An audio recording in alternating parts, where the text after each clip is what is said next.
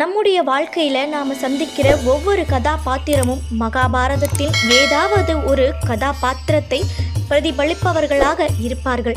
சிலர் கிருஷ்ணராக, சிலர் சகுனியாக, சிலர் கர்ணனாக என நம்மை சுற்றி இருக்கும் அனைவருமே ஏதாவது ஒரு மகாபாரத கதாபாத்திரத்தை நினைவு கூறுவார்கள்.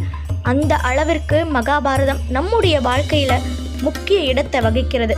இந்த பதிவுல தன்னுடைய கதாபாத்திரங்கள் வழியாக அழுத்தமான வாழ்க்கை தத்துவத்தை சொன்ன ஒரு கதாபாத்திரத்தை பற்றி தான் பார்க்க போறோம். இன்றைய உலகில் பெண்கள் பல சவால்களை எதிர்கொள்றாங்க.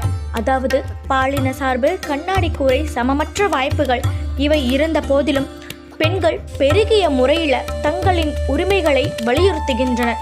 சம ஊதியத்திற்காக வாதாடுகின்றனர் மற்றும் பாரபட்சமான நடைமுறைகளை சவால்களை செய்கின்றனர். அவர்கள் தலைமை பாத்திரங்களை ஏற்று அநீதி மற்றும் சமத்துவமின்மைக்கு எதிராக பேசுகிறார்கள். திரௌபதியின் குணாதிசயமும் நடத்தையும் தற்போதைய தலைமுறை பெண்களை ஒரு நோக்கத்திற்காக கொண்டிருக்கவும், அவர்களின் உரிமைகளுக்காக நிற்கவும், அவர்களின் கனவுகளுக்கு பின் செல்லவும் தூண்டுகிறது.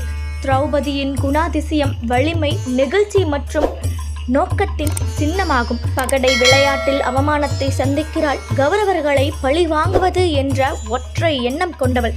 அவள் 5 சகோதரர்களையும் இந்த நோக்கத்தில் கவனம் செலுத்த செய்தாள். திரௌபதியின் குணாதிசயமும் நடத்தையும் தற்போதைய தலைமுறை பெண்களை ஒரு நோக்கத்தை கொண்டிருக்கவும், அவர்களின் உரிமைகளுக்காக நிற்கவும், அவர்களின் கனவுகளுக்கு பின் செல்லவும் தூண்டுவதாக அமைந்துள்ளது.